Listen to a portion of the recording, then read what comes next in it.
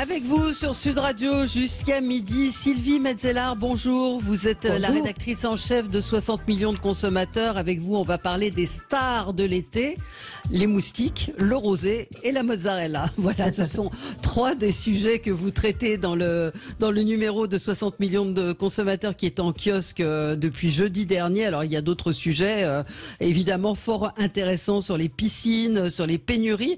Mais c'est vrai que ce sont trois sujets qui sont au cœur de l'été qu'on va aborder dans un instant. Un petit mot quand même sur votre éditorial qui concerne vos abonnés. C'est-à-dire que vous avez décidé de ne plus, pour ceux qui sont abonnés, de ne plus recouvrir de plastique vos numéros de 60 millions de consommateurs qui sont livrés dans les boîtes aux lettres. Oui, alors déjà c'est la loi. Normalement, Ouais. on n'a plus le droit d'envoyer sous film plastique les revues. Par ailleurs, on ne peut pas toute l'année se battre pour l'écologie et continuer à faire ça. En revanche, parce qu'il y a quand même un mais, donc on a testé ce qu'on appelle les envois à découvert. Donc vous recevez votre magazine sans emballage et votre adresse est écrite sur la 4e de couverture. Mais malheureusement, tout le monde n'est pas content, donc on va être obligé de un peu rétropédaler et prendre un film, ce qu'on appelle thermocompostable. Donc ça, c'est pas le film plastique, c'est un papier spécial, biodégradable, etc., qui coûte un bras en fait. Faut quand même être honnête. Et après, en fonction des réabonnements, on fera choisir aux gens parce que visiblement le fait de ne pas avoir choisi, ça n'a pas plu à tout le monde. Voilà, non mais c'est important de le signaler pour vos abonnés qui sont assez nombreux. Vous l'expliquez dans l'édito, mais à dire effectivement que le film plastique aujourd'hui est interdit pour les emballages. Alors, moi j'aurais préféré tester les mozza et les rosés plutôt que les moustiques, les produits moustiques, parce que ceux qui sont soumis à ce test ont mis leur bras, c'est le test de la cage, 5 femmes, 5 hommes, non fumeurs, puisque la nicotine est insecticide, ont introduit un avant-bras dans la cage de 200 femelles moustiques affamées pour tester donc ces produits, ces répulsifs verts, puisqu'il y a de plus en plus, on évoquait l'écologie, de répulsifs contre les moustiques qui proposent, qui ont des allégations vertes. Donc c'est ce que vous avez voulu voir. Est-ce que l'efficacité est la même ? Oui, alors c'est ça. Donc ce sont des répulsifs. Alors les répulsifs ne tuent pas les insectes, ça les repousse, comme son nom l'indique. Oui. Et donc on a voulu tester les répulsifs qui sont à base d'actifs végétal. Alors ils disent pas vert, alors c'est ce qu'on met en avant. Donc un actif végétal, en gros c'est tous le même. C'est du citrodiol, c'est très compliqué à dire, pardon.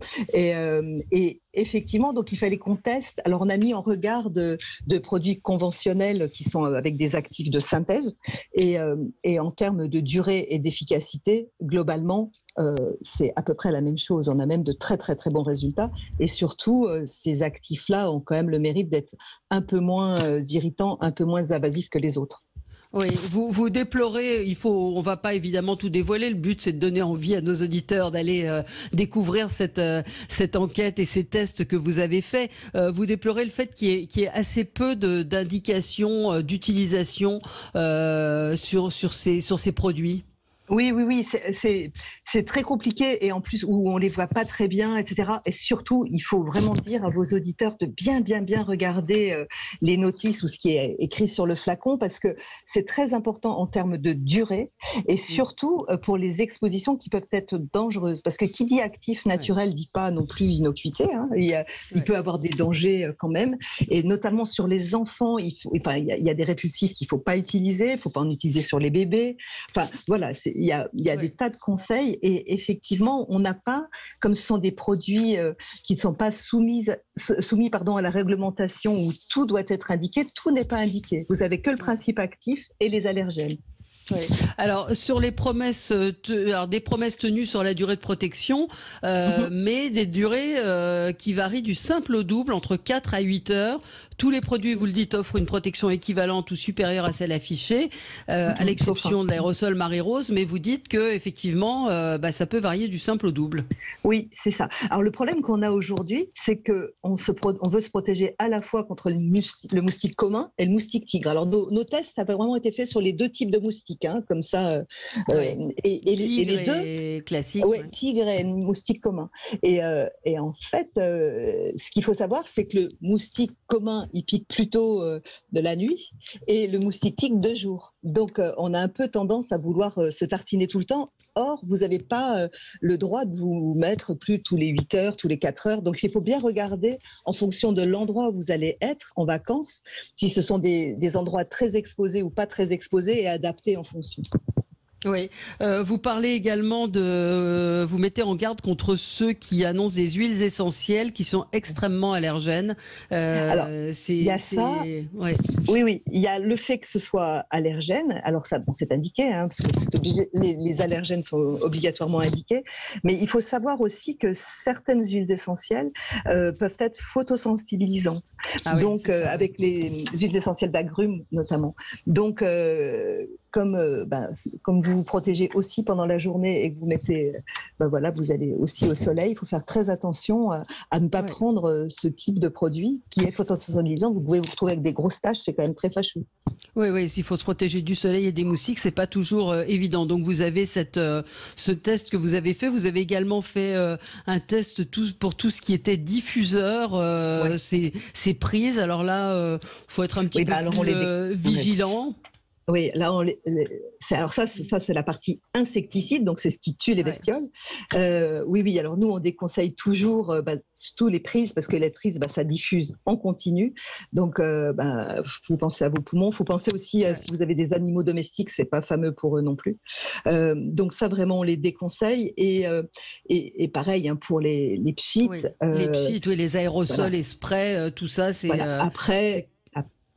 Après, pour certaines personnes, c'est difficile de s'en passer. Alors là encore, il faut bien regarder les molécules, les actifs qui sont dedans. Les actifs de synthèse sont quand même beaucoup plus costauds que les actifs naturels. Et notamment, vous pouvez plutôt aller sur ceux qui sont à base de chrysanthème. Oui. Donc, vous voyez un mot qui ressemble à chrysanthème, c'est plutôt mieux. C'est plutôt mieux. Un auditeur nous dit, Stéphane, le verre n'est pas gain de non-toxicité, n'est pas gage de non-toxicité. C'est aussi ça qu'il faut dire. Oui, absolument. Bon. Mais ils ont, en tout cas, ceux que vous avez testés, une efficacité comparable tout de même. Oui, tout à fait. Alors, parlons de la mozzarella. On passe vraiment du coq à l'âne, mais c'est aussi ce qui fait le charme de votre journal, 60 millions de consommateurs. Alors, j'ai appris que la mozzarella est le journal, j'espère pour vous aussi, que 60 millions est le journal le plus lu en France. Le plus lu l'été. Voilà, le plus consommé l'été par les Français, c'est la mozzarella. Ouais. Entre 2015 et 2020, la demande a augmenté de 62%. 33 170 tonnes sont vendues. Elle a même détrôné le camembert. Alors ça, c'est dingue. Alors, c'est détrôné le camembert, les ventes de camembert durant l'été, pas sur toute l'année. Mais effectivement, on a une progression de dingue sur la mozzarella. Là, en 5 ans, ça a grimpé. Ça a grimpé énormément. Alors là, il y a un peu tout, un petit peu comme quand à chaque fois que vous faites des tests, il y a un petit peu du bon et du moins bon. Vous expliquez bien la différence qu'il faut voir entre les mozzas traditionnelles au lait de bufflone et puis les mozzas dites traditionnelles, mozzarella flor de latte par exemple. Votre jury a nettement préféré les mozzarella di bufala campana. Oui. Alors, en fait, c'est vraiment la mozza d'origine, c'est celle-là, hein, c'est celle au lait de bufflone. Alors c'est un lait qui est plus gras. Voilà, les animaux donnent moins de lait. C'est pas le même lait, ça donne pas du tout les mêmes saveurs. C'est des saveurs qui sont un peu plus prononcées. C'est plus fade la mozza de vache, mais la mozza de vache, c'est quand même la plus grosse production, la plus grosse consommation, on va dire chez nous. Mais effectivement, c'est les mozzas au lait de bufflone qui arrivent en tête parce que les meilleurs en termes de goût. Qui ont un goût un petit peu plus prononcé, parce que c'est vrai que parfois c'est un peu fadasse, hein, ça ressemble un peu à du plâtre, certaines mozzas. Oui, alors ce qui se passe, c'est que les industriels, pour que ça aille plus vite en termes de fermentation, ils mettent souvent de l'acide citrique. Et donc l'acide citrique, ça nivelle un peu les arômes qui peuvent être un peu particuliers. En revanche, l'acide citrique, c'est absolument interdit sur tout ce qui est AOP, toutes les appellations d'origine protégée. Donc regardez bien sur la mozza, si vous avez ce truc AOP, et si ça vient directement d'Italie, la même chose, c'est DOP. Oui. Voilà. Vous dites Donc aussi ça, de regardez choisir. bien ça. Vous dites de choisir une mozzarella qui est la plus fraîche possible avec une date limite de consommation éloignée. C'est-à-dire qu'il vaut mieux acheter et consommer tout de suite, même si effectivement les délais peuvent paraître plus longs. Et vous dites que également, enfin, le test montre qu'on peut trouver des mozzas à prix moyen de bonne qualité. Ça, c'est plutôt une bonne nouvelle pour notre pouvoir d'achat. Oui, tout à fait. On a vraiment à tous les prix. Alors, c'est vrai que les mozzas au lait de vache sont beaucoup moins chers que les mozzas au lait de bufflone, hein. C'est à peu près 7 euros contre 16 euros, hein, au kilo. Ouais. C'est quand même une grosse différence. Et on en produit en France de la mozza aussi. Oui, alors pas en quantité suffisante pour subvenir à tous nos besoins, mais ça commence. On s'y met. Très bonne. Les rosés, alors c'est vrai qu'on a un petit peu de mal à s'y retrouver dans ces murs entiers qu'on voit aujourd'hui, ces étals entiers de rosés. Les prix vont vous le dites, de 3,80 à 19 euros. Ça, c'est pour votre dégustation. Parfois, on en trouve qui valent beaucoup plus cher. Est-ce que ça vaut le coup de payer très cher un rosé? J'ai envie de vous dire que ça dépend lequel. Ouais. Ça dépend vraiment lequel. En fait, ce qu'on a fait, alors comme vous venez de dire, il y a énormément de rosés, il y a beaucoup de vignobles différents. Ouais. Voilà. Et nous, sur la trentaine de rosés qu'on a testés et dégustés avec un jury de spécialistes, on s'est vraiment concentré sur des rosés secs, alors de 4 vignobles différents, des Côtes de Provence, du Tavel, du Bandol et du Bordeaux aussi, parce qu'il y a aussi une belle consommation de Bordeaux rosé. Et on voulait voir un peu ce que ça donnait, tout ça. Et pas terrible le Bordeaux, si on dévoile un petit peu le test. Les Bordeaux pas terribles, les Tavel en tout cas valent le détour pour le rapport qualité-prix. Ils sont très très bien sortis dans votre sondage dans votre test pardon. Et puis les rosés foncés tiennent le coup plus longtemps en rayon. Oui. Voilà, alors c'est le cas du Tavel et c'est le cas du Bandol.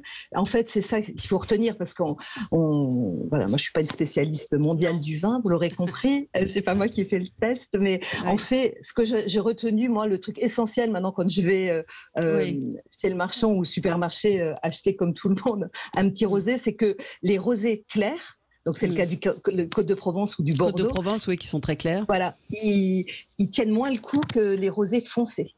Alors, les rosés foncés, ils ont plus de goût, c'est autre chose, mais ça vaut le coup d'essayer quand même, notamment le Tavel. Alors, le Tavel, on les reconnaît bien parce qu'ils ont une bouteille très particulière. Il y a un thé dessus, puis il y a un petit moulin dans la bouteille de verre, c'est assez joli. Et là, c'était la bonne surprise quand même. Parce que sur le Tavel, on avait quand même 80% de bons résultats, 60% sur le Bandol. Et pour vous donner un ordre d'idée, c'était que 30% sur les Côtes de Provence et carrément 12% sur les Bordeaux. Donc, vous voyez, c'était très, très vaste comme résultat. Alors, on a un auditeur, Xavier, mécontent, enfin pas mécontent, il dit toujours Tavel et Bandol. Pourtant, les rosés de Collioure sont à 10 euros en moyenne et trop méconnus et ils sont foncés. Alors oui, vous avez choisi trois régions qui sont parmi les... Mais on note, parmi Xavier. Parmi les plus vendus et les plus... Effectivement, mais on le cite le rosé de Collioure et qui est très bien. On a un viticulteur qui est interviewé dans le papier qui accompagne le test et effectivement, il y a très très très bons rosés.